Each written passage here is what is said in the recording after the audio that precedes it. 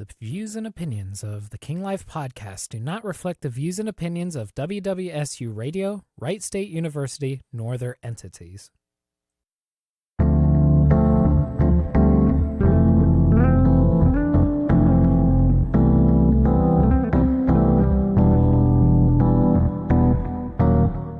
Hello, people, and welcome to the 6th ever edition of the King Life Podcast with yours truly, Josiah Willis, alongside my co-host and good friend, Anthony Lombardo.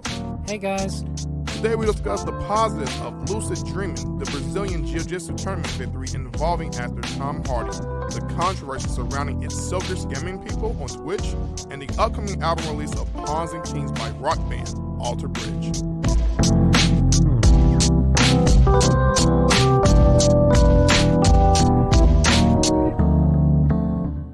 Anthony, bro, how's your day been? It's been all right. I've been doing a lot of running around on campus, and honestly, I'm a bit stressed out. Yep.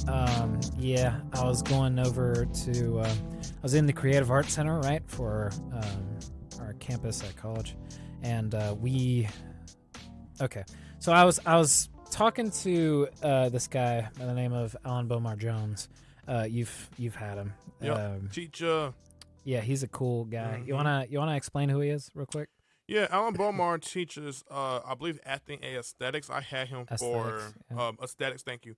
Acting aesthetics. I think I had him for my part 2 or number 2 when it came down to having a class with him early in the semester in 2022. I want to say in the spring. But who is he?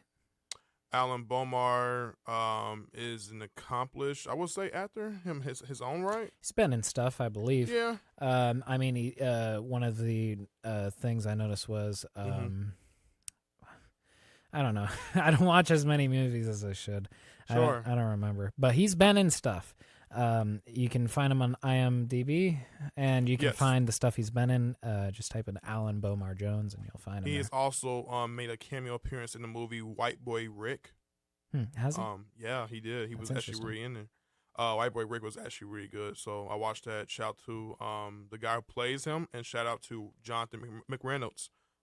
Great performance. Yeah, Alan Bomar Jones is also a director.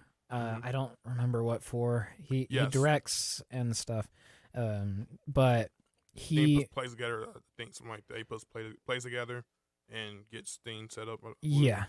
My main point is he's our professor. He's really good by our standards. He's very good. Yes. And we really like him. And I was trying to figure out how to get into the acting major because although I am technically in the theater major right now, I'm not currently in the acting major, but I want to be. Mm-hmm. For the university, it requires...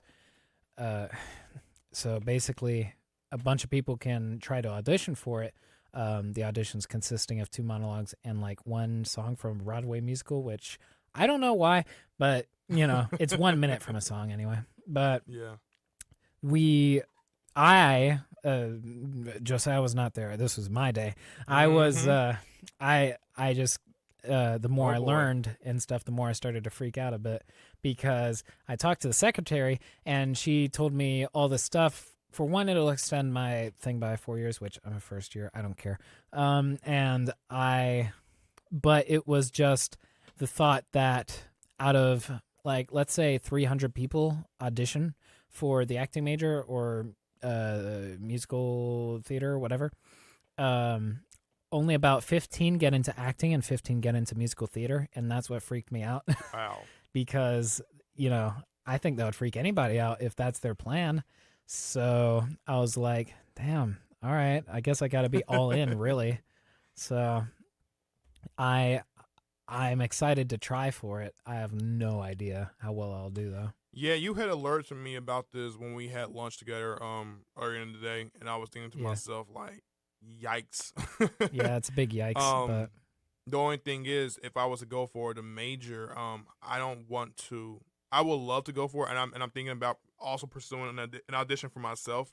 The only thing is, would it replace one of my majors or am I adding on another major? I mean, don't know. it would be in place of your theater studies major because why would you do theater studies if you're doing acting, right? Sure. I thought theater studies just went aligned with acting in general, but I guess I mean, theater studies is more general.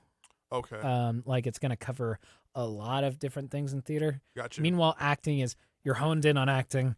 This is what you do now. Right, really, so, literally. Which it's what I want to do. But the audition pretty much includes, from what Anthony had told me, two monologues and a song musical. Yeah. Which I'm gonna have to just work on having to do one of the musicals for a minute. I'm not much of a singer. I'm more of a MC hip hop rapper. So I'm trying to hit you with words to rhyme and dazzle your mind a little bit. So I don't know. I'm not trying to literally sing to you, but whatever. My main point is I'm stressed. There you go. Do with what that do the I can't talk. Do with that information what you will. Yeah. So, also, something we were talking about right before we did this, we might as well bring it up because it's something neat to learn about. And if we're not teaching anything, then what's half the point of this podcast? And hopefully you go into the pursuit of doing acting as well when you're being told this. Think about it. Yeah. But we were talking about the Meisner technique. You want to go into it a bit, or you want me to start? I would like for you to start. You have more brains on that, bro. I don't know. My brain's all fuzzy. We've both been told this, but we were in different classes for acting aesthetics. I'm in it currently. This semester, he was in it last semester or the year before? Yes. I would say last semester, like early in the spring, like this year. So I had Alan Bomar.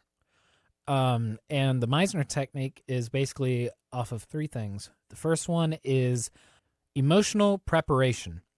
And that's basically sometimes when you're in the backstage or whatever, watching some of the actors, sometimes they'll be, let's say pacing back and forth, getting ready for the character. They're emotionally getting ready for the character because let me put this simply.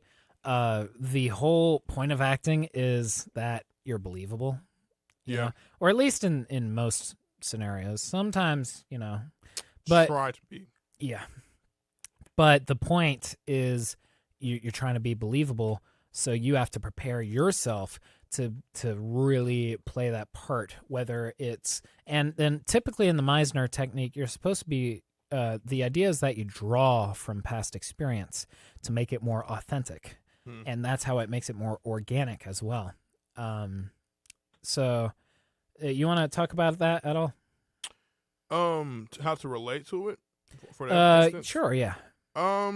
So yeah, I think it's all about the way I would envision that would be muscle memory. I think muscle memory. Yeah, a little muscle memory incorporated with that, because I feel like when you're pacing back and forth, I think it's kind of like meant to design, or it's teaching you how to memorize particular lines going into acting. Maybe I'm overthinking this, you guys, so don't necessarily hear what I'm saying and be like, yeah, I'm right. Okay, here's the idea. You're supposed to have your lines memorized way in advance. Sure. And then the Meisner technique is more for the authenticness, organicness, being real. And that's a weird thing about acting, because you do have to be real. And, you're trying to do that in a fake scenario, but it has to be believable. That's the biggest thing. Yes. So I'm going to move on to the next point of the Meisner technique, which is repetition. Repetition. Thank you. You're welcome. You almost saved me from an moment, but thank you. Repetition is basically, this is my interpretation, I'm probably wrong, but basically repeating to yourself over and over and over again in the way Josiah actually helped me with a monologue the other day where I was trying to learn something and I couldn't figure out how to learn the lines for it, but through repetition, by saying it over and over and over to myself in different ways and different perspectives, not perspectives, but, and I would be watching myself and seeing what my facial expressions were and stuff, and that kept it staying fresh for me, and I did that for about the course of an hour. So proud of this guy. And here's the thing, that monologue is around 54 seconds long. Right. And so you're doing that for an hour straight. Mm-hmm. You and the thing is that you do that for an hour, you will start to get that. It was only a small monologue, you will get that. Yeah. And it's the idea that you just have to keep trying over and over and over again and hearing yourself, and you want to repeat it to yourself. You want to keep looking at the words. You want to incorporate all these different learning techniques in order to finally memorize these lines, and it will become secondhand nature to you. Another thing is too, when you are incorporating those lines into your character and you're looking to make yourself more authentic. A lot of times your instructors are going to tell you when you're doing monologues, especially when it comes to a minute monologues, shorten your words, shorten based off of what you're receiving or what character you're going to be playing, or the monologue itself. You have to shorten it to where it fits that 1 minute criteria. Otherwise, you could be in a long-standing lecture. Understand? When we say this, we mean to the criteria that is asked of you. Yes. It doesn't have to be 1 minute. If it's asked for, like, let's say 90 seconds or something. Yeah. Just a bit before that, you can't go over. Yes. Deadly sin can't go over the allotted time that you're allowed. That's a commandment. Yeah. Okay. Another thing, if you're acting, I was told by Alan Bomar Jones that nothing is more comical than fake crying. So don't do it. All it's going to do is give off the wrong impression, and it's not going to work. You want to be authentic. If you can't do the emotion that you were wanting to portray, then don't. Do something else. Okay? Yeah. So, and the third thing is, bruh. I think it's improvisation. There you go. I apologize for maxing out the mic. Improvisation is the it's basically, let me do a rundown of what improvisation is first. Improvisation is, let's say there's a scene happening, it's basically you're making stuff up on the fly. And why it's important is because, for one, there's improv and stuff. If you're interested in that sort of thing, it's fun. I recommend maybe trying it someday. Love it. But another thing is that if you're doing a scene, improv is incredibly important because sometimes stuff happens. Yes. And you have to be prepared. Yes. If something happens, like let's say the person that's supposed to be on the scene with you doesn't arrive. What do? You improv. You keep the scene going until they arrive, or you figure out a way to get it going past them arriving. You don't do that necessarily, but you keep it going. Yeah. You keep it going for as long as you need to. You stay in character, and you gun it. Hide that blemish. Yep. Hide that blemish, bro. And the reason why it's so important to be done like that, you think to yourself, maybe the audience would notice or something if something went off script. The thing is that no, they shouldn't. They don't know the script like you do. Yeah. You know the script. You know the character. You know how to play it. If you know how to play the character, then you should be able to create a sort of story type part where you can talk and it still relates and it's not going out of character. You should know your character to the point 100%. where you can do that. You should have read the entire play of all perspectives. You should have done all these things. And then once you can do that, there you go. You're not going to necessarily fail a scene. You're ready. You're ready for anything to come. And here's another thing. The reason why the Meisner technique uses it is slightly different as well. It uses a different reasoning for it because it's important for improv and stuff to talk, to listen. It's big on listening. You can't just talk your head off, and you can't just negate what your person's saying. Or rush it. Yeah. Don't rush. Do not rush. No, don't rush You have to listen. And that's the same for a scene. Let's say someone, your scene partner, is doing the scene a certain way, and you maybe had built up in your mind the certain way that you wanted to do this scene, and maybe in the back of your mind you're saying, hey, maybe I should tell him this is how I wanted to have it done, yada, yada. No, Mm-hmm. That's not correct, because you want to. You're not wanting to boss around your scene partner into doing the way that they're supposed to be doing it or whatever. They're doing what the director is telling them to do, and so are you. Mm-hmm. You guys are supposed to be playing off each other. You're supposed to be listening to each other. And that's incredibly important in order to do a very good scene. You have to listen to each other, and sometimes it'll be different. Sometimes things change. Sometimes, whatever. So you have to be listening, and you have to be actively engaged. Maybe they use their emotions differently that particular day. You can't do it the exact same way you did it before because they're acting different, so you have to act different. Yeah. You have to act in according to how they're acting. So I would call that reacting. Small talk has gone on a little longer than I thought. Jeez, 25 minutes. But yeah, we'll move on to the next topic, or our first topic actually, being lucid dreaming. Yeah. Josiah, what are your experiences with lucid dreaming? So can you explain the definition behind lucid dreaming first? Lucid dreaming? Okay. So think of dreaming, right? You have trouble kind of comprehending what's happening sometimes. Not necessarily, but a lot of times you might forget that the dream has happened or feel like you didn't dream. Or, you don't feel, you feel like your dream's happening, but you're not really in control, or you feel like groggy in it or whatever. Lucid dreaming is a idea, and some debate whether it's real or not. I think it is because I've actually done it, but it's a very hard thing to explain to people because it sounds very nonsensical and mystical and not real. But it's like Fantasyland magic. Yeah. You don't believe in it. But here's what it is.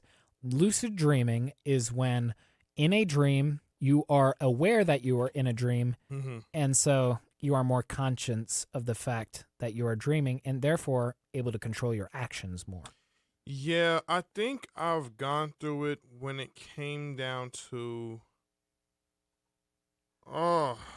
like I remember, like it's like one of those dreams you have where I think I've experienced this in my own pastime before, where I had a dream, right, where I envisioned myself having something that I did not have in reality. Like I did not have it, but in a dream I was able to control the fact that I think I really had it. Like I had that video game system, or I had that video game, DVD, or I had that money. I had a lot of money, and I had it with me in that particular time, and it felt like as if it was so real. Like it's basically those dreams I feel like are signs that they are to come in reality, and they do come in reality eventually, just not on your own time. But in those dreams, you're kind of like being prophesied those types of dreams, I think. I do feel a little different about them. I think they are just dreams, but at the same time, what the hell are dreams? So whatever. But here's the part that people find hard to grasp. Your dreams are a part of your like inner conscious, subconscious, whatever you want to call it. They're a part of you. Once you become aware of the fact that you're dreaming, once you sort of realize that and realize, well, it's you that's controlling it, you're technically in control of your dreams. So you can technically do a bunch of different things that you can't necessarily do in real life, or you could play out scenarios that you might want to, or be places you want to be. And that's a very hard idea for people to grasp. And especially the fact that when I describe lucid dreaming, I describe it as, well, you feel like you're awake, but you're still in the dream. Yeah. You feel lucid is the way to describe it. That's why it's called lucid dreaming. Lucid dreaming. Shout out to Juice WRLD, by the way. He made a song called Lucid Dreams, if you haven't heard it, by the way. I don't believe I have. Good. Pretty good song. Rest in peace to Juice. Yeah.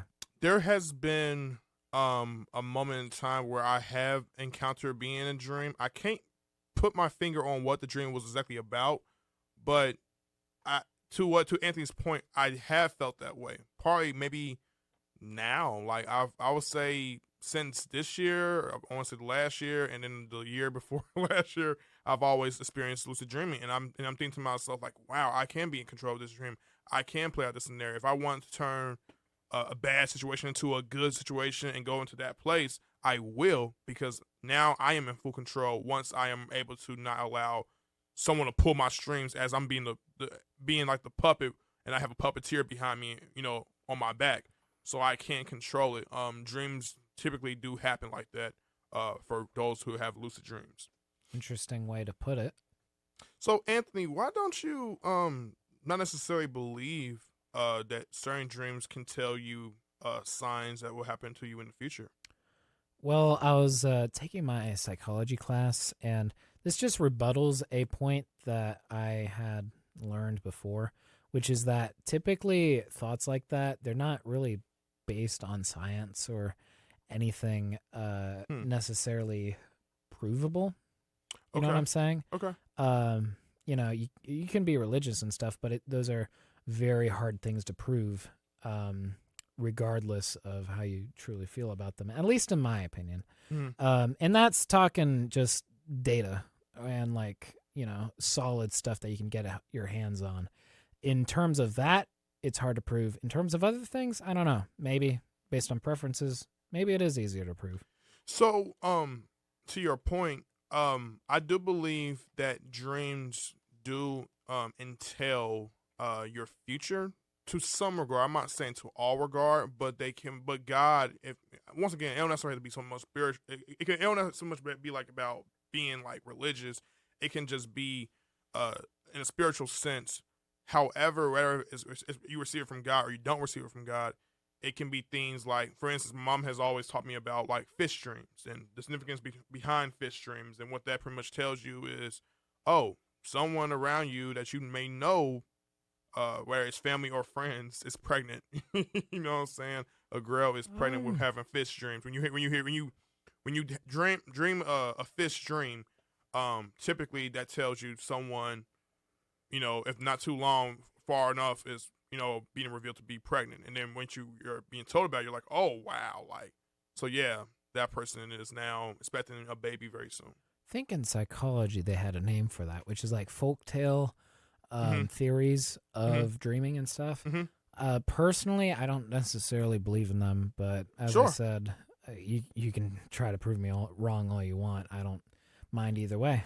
So, not necessarily trying to prove you wrong, but to also incorporate what I've learned from dreams. Sometimes, like, there's dreams about money. There's little things that money will tell you in dreams, and you won't kind of like grasp it at first, but then after a while, you're like, oh, so that's what this means. And then eventually, next thing you know, you're in for having some money. Money comes your way. It's not like, I don't look at it like I don't look at it like luck per se. I don't look at it as some form of wizardry or some trying to get you caught up in astrology or whatever the case may be. I look at it like it's just a way of telling you this is what's going to happen for you. And then you might dream a mansion, you might dream a real nice car, you might dream certain different things, and pretty much they kind of like, it's like almost like a prophecy is being told to you in those dreams, and then eventually they come to pass. You just don't think they will initially, and you may have second thoughts like how you're having right now, which is fine, or self-doubt, or just doubting the whole entire thing that for it to exist. But they do come to existence, surprisingly. It just works out to your benefit. All right. I will segue a little bit into what we were thinking about. I think that way of thinking is interesting. It's just, it's hard for me to fully, get behind, because like I said, it's hard to say yes or no to that. Could be anything, really. I mean, we barely know what dreams are as is, or even how the mind works as is. So who the hell knows? I'll tell you one thing. I don't want to go to sleep having a nightmare. No, I cannot go sleep having a nightmare. Nah, man. I had a lucid dream my nightmare, and that was terrifying. It was terrifying. Like, yeah. I remember I've had like times when I went to sleep before, and like I would have nightmares so bad that I would not wake up. I would just stay like shaking. That sounds like sleep paralysis. I don't know what it is, but it's like I'll be sweating and everything like that, and it's just like I cannot for whatever reason wake up. I'm trying my hardest to wake up, but I'm too scared so I even wake up. That's when it happened for me when I was younger. It hasn't happened for me now, but back then I was like, ooh, I cannot wake up. I can't wake up. I can't wake up. I'm gonna get shot. Like stupid things like that. Okay. Mm-hmm. Okay. The thing I was wanting to talk about as well was sleep hygiene and stuff like that, because sleep is so very, very important, and I think a lot of people disregard it.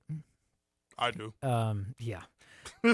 And you do too. Things like shift work or whatever, especially when it's like nighttime jobs, it can screw with your sleep. Sorry about that. It can screw with your sleep, and it's not good. If you don't get enough sleep, it can be the cause of some major health problems down the road, or even now, just depending. That there's short-term effects, so it's very, very almost guaranteed that there's going to be long-term effects as well. Here's an interesting thing about sleep. When you go to sleep for a short amount of time, shorter than what you're supposed to be taking, the next day, if you sleep, you're going to have, you can't make up sleep. And that's the big thing. When you go to sleep the next day, you're going to automatically go as soon as possible to your REM state. REM being rapid eye movement. It's the state of which you dream. Now, there's a few stages to dreaming. There's the first stage, second stage, third, fourth, which are grouped in the same. But my point is, that stuff doesn't matter to it, because basically there's deep sleep for this example. There's more, but there's deep sleep and there's REM sleep, which is when you're dreaming. Deep sleep is when your muscles and body recuperate, really. REM sleep, its purposes are a little unknown, but clearly it has some regenerative properties to your mind and body, it appears.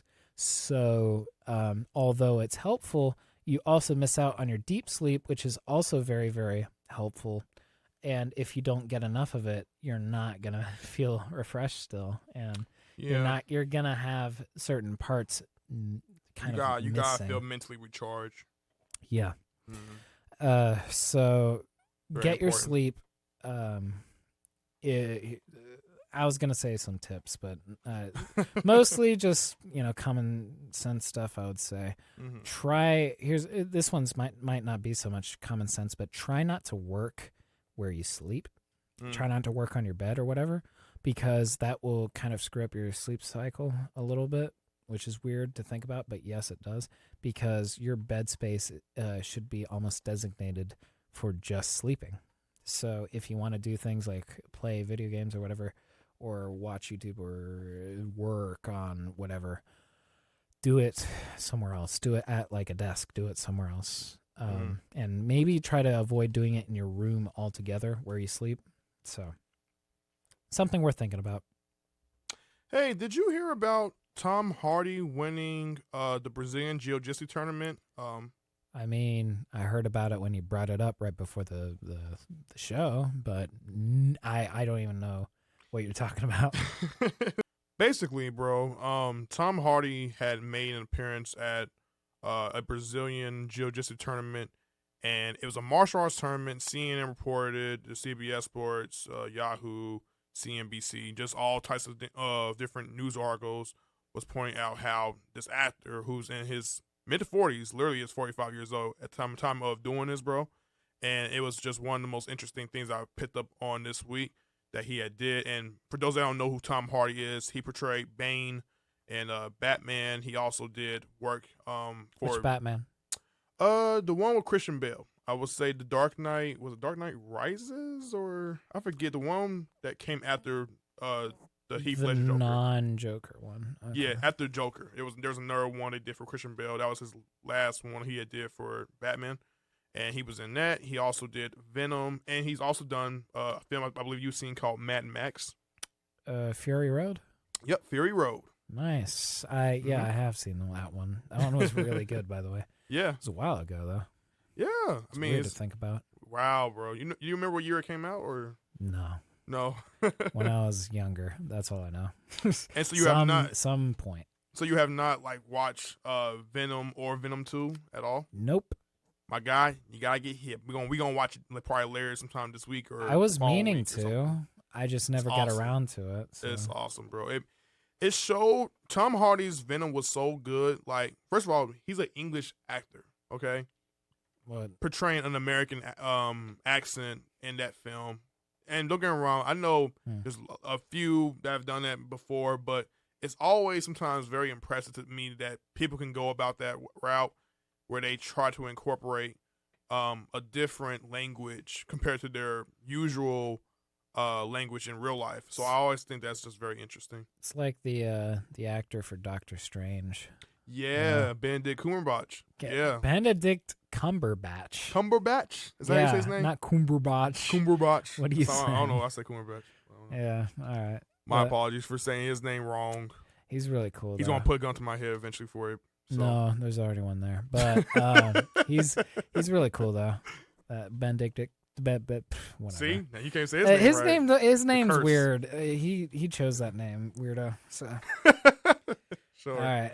But yeah, so I just thought it was just a really interesting thing because here's this guy coming in as a Brazilian martial arts practitioner, and apparently he won a tournament for it. Surprisingly, when he made a surprise appearance, it's been documented very well. How old was Tom Hardy? Yeah. 45. Wow. 45. And it looks good, you know what I'm saying? I mean, of course, you look a little grizzly and somewhat of what I've like seen throughout the photos, but that just comes with age. So Venom 3 should come out very, very soon in the near future, and I cannot wait to see that with Tom Hardy reprising his role. What'd you think of Venom 2 compared to Venom original? I didn't watch either, but what'd you think? So the first Venom, to me, in my personal opinion, and sometimes they always have this attestment, whenever you have a film that is likely to have sequels, a lot of times people point towards the original film to be the very best. What do you think? I think Venom 1 is absolutely better than Venom 2.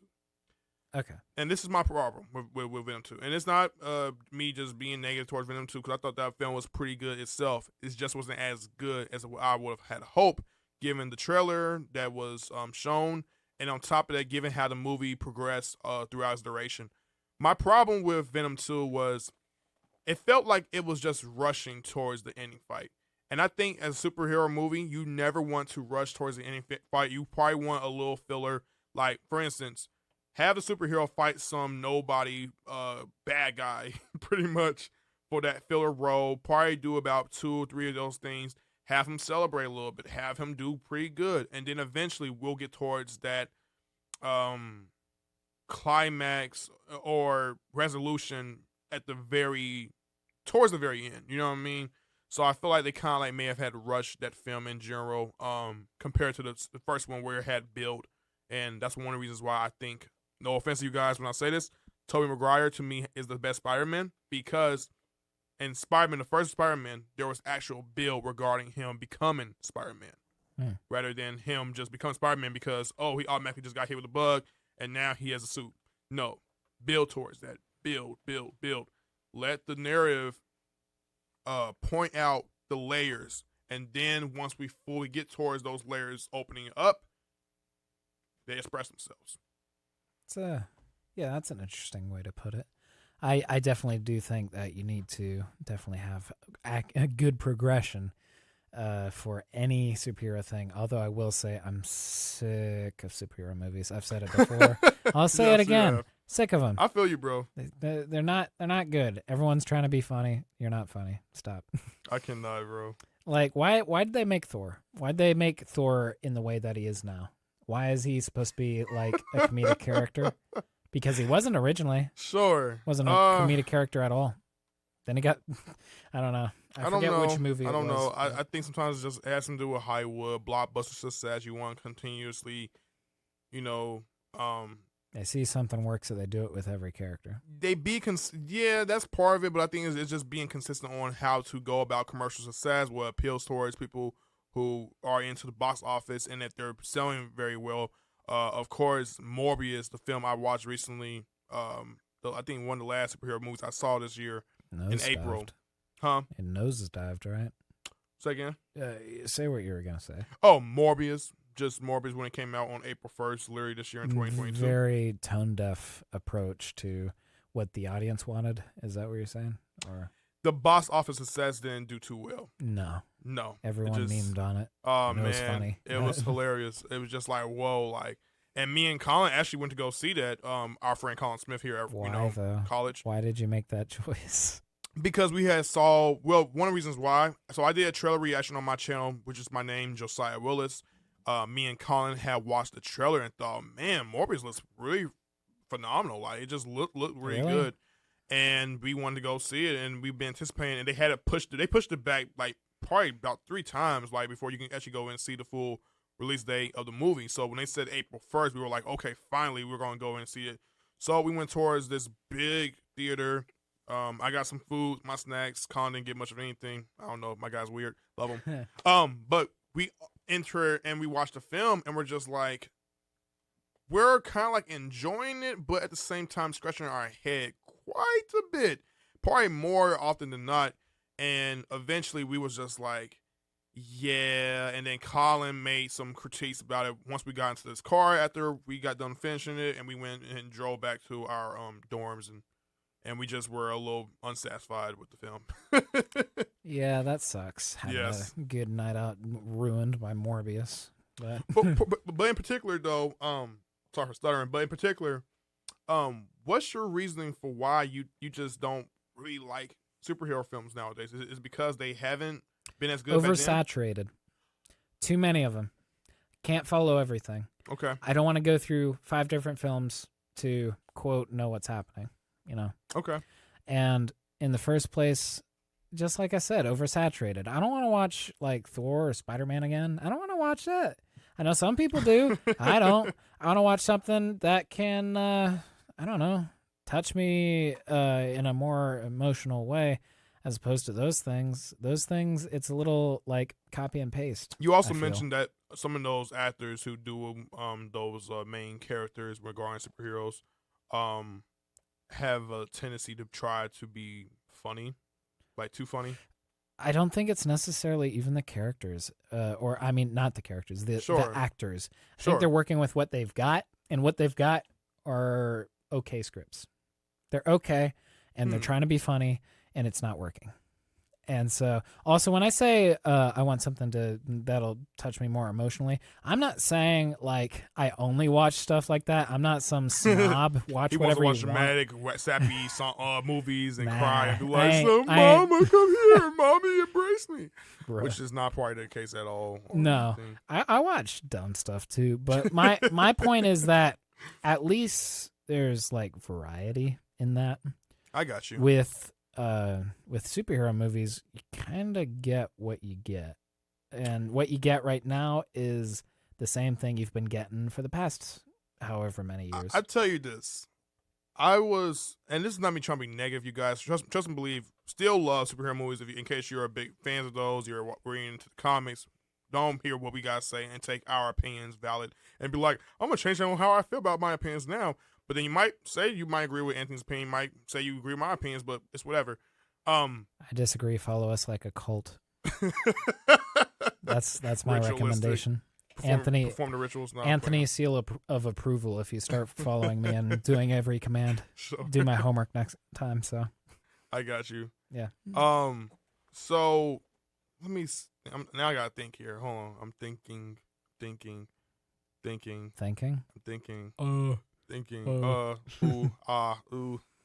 But yeah, no, I was just saying, like, as far as like superhero films, I want to say one of the last films I saw that bothered me was Batman versus Superman.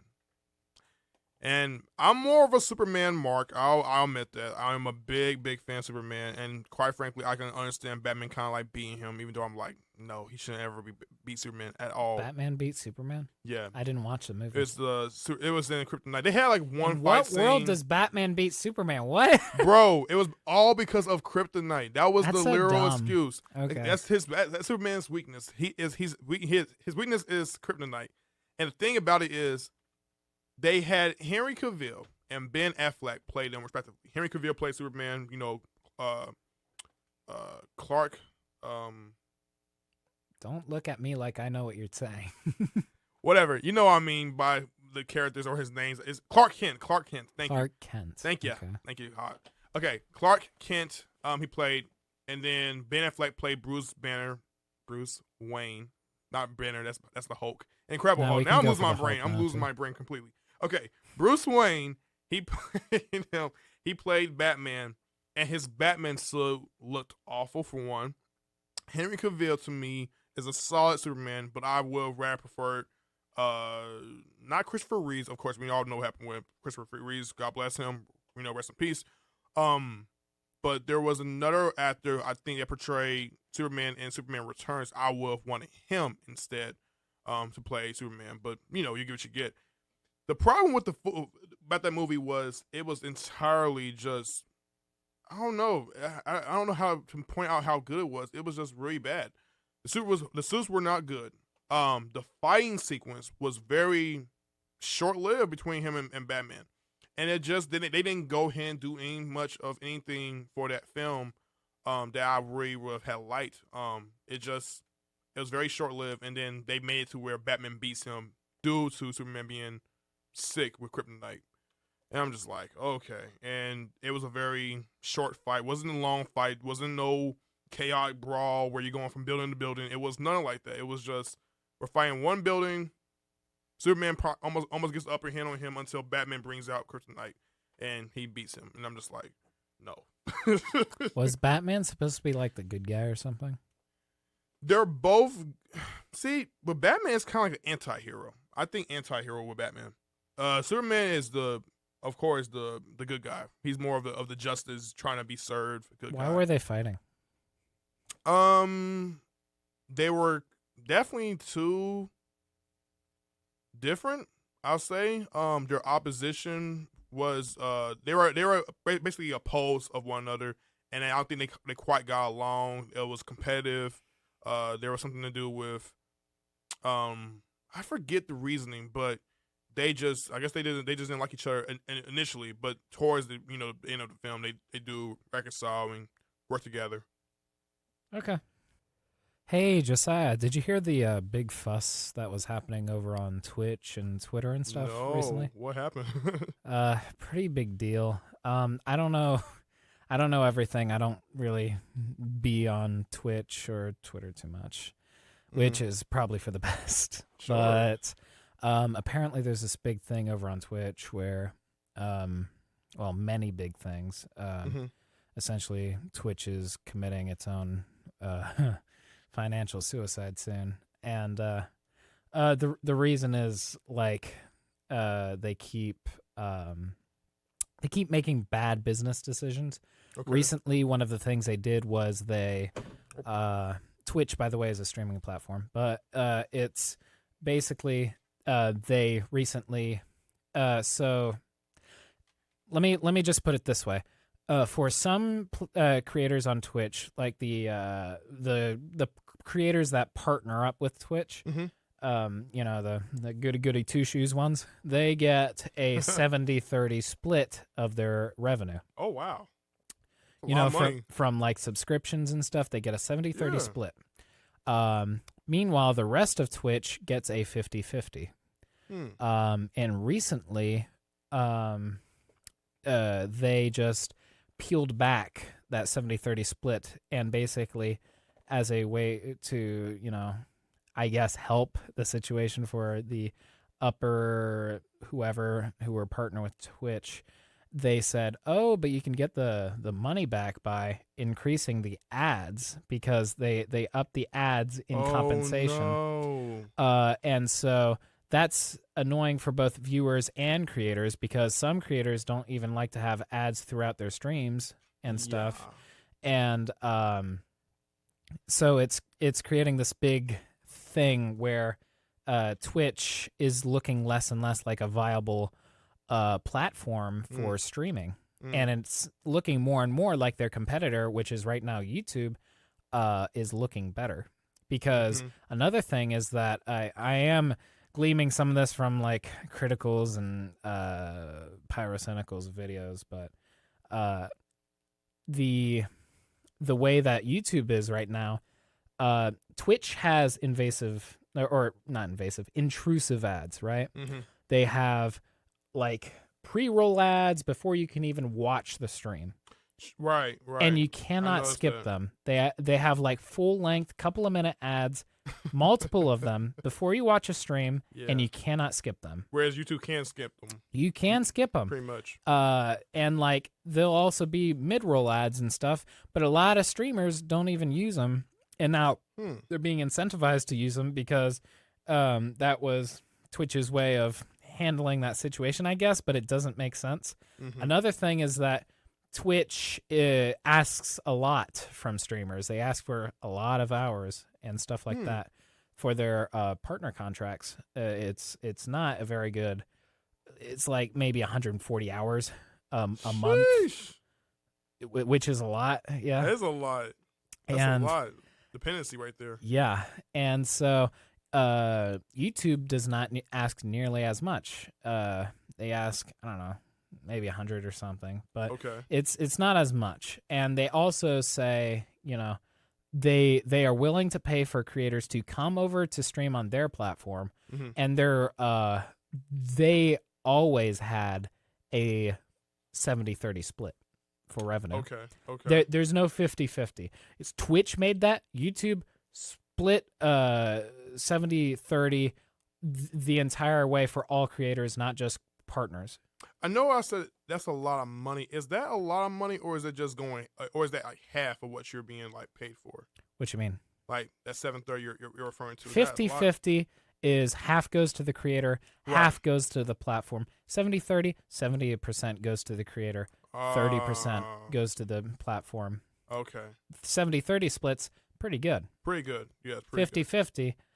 Twitch streamers are getting a little scammed on that because they could go to YouTube and get a much better deal in many different ways.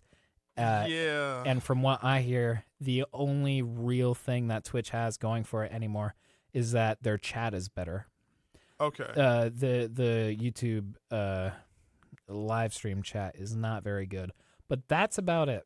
There's not really a whole lot of other pros going to Twitch right now, despite the fact that they pioneered it. So, So with that being said, did you? So as you're telling me this, I couldn't like help myself but look up what was going on with Twitch, and it seems as a content creator, ItsSliker, pretty much was he made some headlines recently. Yeah, he's getting a big name right now, and there's a good reason. Controversy. So here's a headline, not coming from anything in particular, but I'm just saying it as like an attention grabber. He has scammed around $300,000 from streamers and viewers. My God. Individually. And here's how. He had been begging for money. Okay. Begging, not in the way a streamer would, where they're like, oh, please donate to me, all this type of stuff. Begging in the sense of literally going into calls and stuff with individual viewers and different streamers, you know, and saying, like, he would give these reasons, right? Saying he needed the money. He needed it. It was a loan. He would pay them back. And so he would get large sums of money. He had been given like tens of thousands of dollars from certain streamers, from certain viewers. You know, life-changing money. He pulled one, though. and here's why. Man. Why do you think a person would do that? So he can rack up all the money that he can get for himself due to the content that he creates online. You'd think about that. But here's the thing. ItsSliker, he's an interesting character. He's not entire. Here's the thing. Okay. He borrows money in the hopes of potentially. He's a heavy gambler. Oh, okay.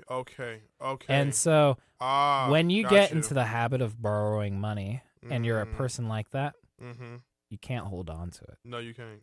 You go directly onto some online casino or whatever, and it leaves you. and there's no getting it back Mm-hmm. because a gambler will keep gambling and lose everything. And so with the money he would earn, or basically going as far as to persuade those for like his loans that he would receive from them, he would take that money and pretty He would much take gamble it and gamble it away. Mm-hmm. He would and then ask for more, ask for more from different people, essentially. in hopes that he can pay back the people that he already got loans from. It's an endless cycle Wow. that crept up on him. You know, it has ruined his life and his career. But at the same time, you can't really feel too sorry for him because he did a pretty unforgivable act. You know, he also even got like generally like a get out of jail free card too. I think of around $100 to pay everyone back. From what I hear, I'm not confirming this. I gotta say that's pretty honorable. I mean, but he didn't do it. No, he didn't do it. No, he gambled it away. He gambled that. Oh my, bro! I'm shocked. Again, this is some interesting information right now. That's what I've been told. If I'm wrong, I might crazy. do some follow up on the next episode or something. But yeah, he messed up. Yeah, it way too much money. You know, I think a streamer gave him like a high amount too. Maybe, I don't know. There's lots of money that was thrown around, $23K I think by a streamer and stuff. It's just a lot, and you can't. After a certain point, you just can't truly forgive it. You can feel bad for him, but that doesn't mean he should be forgiven. I think going forward is like this. He obviously took advantage of those that, you know, love and admire his content, grew to probably be inspired by his content, enjoy watching his content, yada, yada, yada. You know what I mean? Like, he must have did something to where people really enjoyed what he was able to, you know, put forth on his channel and get so far off of with it. But the fact that the matter is, you know, it's like, you know, I'm not trying to be religious when I say this, but like, you know, what's done in dark comes to the light. It's a Bible scripture. It literally tells you at the end of the day, like, you may think you're hiding something, you're going to get away with something for so long, and then eventually some things will start to creep up and it will come, and then it will get like widely known. You know what I'm saying? It will be, you know, become the death of you if you're not careful. And I don't mean that necessarily literally unless you take it literally. And I'm not, once again, we're not trying to push forth that agenda on here on this podcast. By no means necessary. But this is very wow, like, it's just shocking. You know what I'm saying? It's really shocking, and that someone can actually really do that. But then again, it's like, it hurts the ones that follow him and the ones that who are fans, like I said, of his content. To know that he stole their money and literally was taking their money and throwing it away and down the drainer. And yeah, he should be reprimanded for all that. There will be repercussions. The thing I have in my heart is that if he tries his best to go as far as he can to, you know, change the course of what he did, you know what I'm saying? And then as far as 5 years pass on, he can somehow, you know, do better for himself and try to do better for others, then there is, you know, a chance he can be forgiven. And quite frankly, you know, I'm a believer, so I don't hold too much of a grudge or against anybody. I just know not to ever forget what someone has done to me in the past. So I can easily forgive because at the end of the day, I have my reasons. But yeah, what he did was truly uncalled for. And was wrong, just wrong, bro. 100% agreed. Another thing that's happened on Twitch is that recently there's this big debate type thing happening between streamers about gambling, actually, which, funnily enough, I don't remember if it stems directly from this or if it comes from other things. I'm pretty sure this incited that discussion, being that gambling is kind of evil. And, you know, some streamers were arguing, why hasn't Twitch gotten rid of this yet? Yeah. But there's other streamers that make their living completely off of gambling. It has its own category on Twitch, actually. It gets a lot of viewers.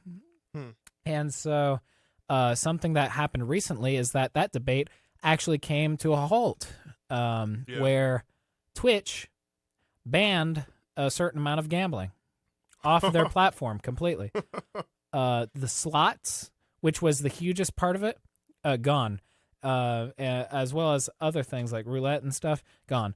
And he was able to get away with this before that even happened, right? Twitch damn near endorsed gambling up till this point. Like I said, it had its own category, and it would break in so much money for certain streamers, so much, because these gambling platforms and stuff would throw money at these streamers to get them to play on it all the time. All the time. Wow. And it's crazy amounts of money. It's nothing small, because that's how much these things bring in.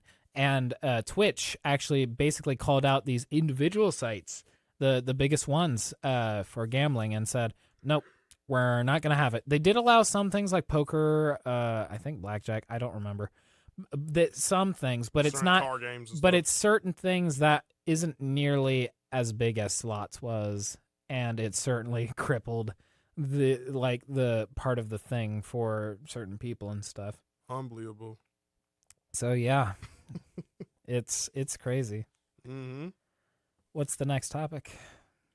Pretty much. Are you aware that the upcoming release of Pawns and Kings by Alter Bridge is about ready to arrive very soon on October 14th?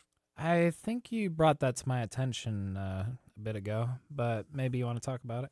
Yeah. So, as y'all all know, for those that were older listeners of the King Life podcast, me and Anthony both here did a reaction on my YouTube channel, Josiah Willis, to Alter Bridge. We did a song called Pawns and Kings. We love that song. We love it. It's one of our most sought out go-to songs we ever played. I really love that song. Oh my God, it's awesome. The visual, just the lyrics that's being put into it, the elements of all the music being incorporated, it's just experimenting and all the sounds. It just sounds crazy. It's really phenomenal. Reminds me of Creed if it was a little different, at least for Pawns and Kings, you know. Yeah, Matt Tremonti is it Mark or Matt Tremonti? Huh?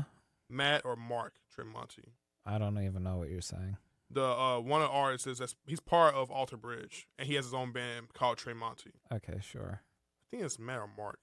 I hope. Let it be known in the comments below, you guys, if I mess up his name and I butchered it. I apologize. You know, I get what I mean, okay?